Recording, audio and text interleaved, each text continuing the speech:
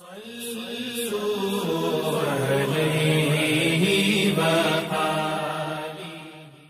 اللہ الرحمن الرحیم۔ صحیح بخاری حدیث نمبر 808۔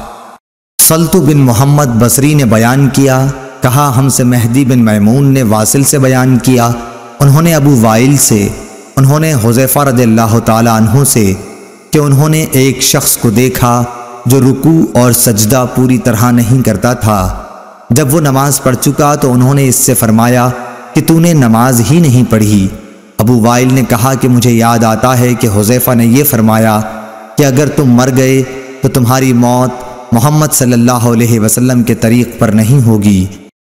اللهم صل على محمد وعلى آل محمد كما صليت على إبراهيم وعلى آل إبراهيم إنك حميد مجيد اللهم بارك على محمد وعلى آل محمد كما باركت على إبراهيم وعلى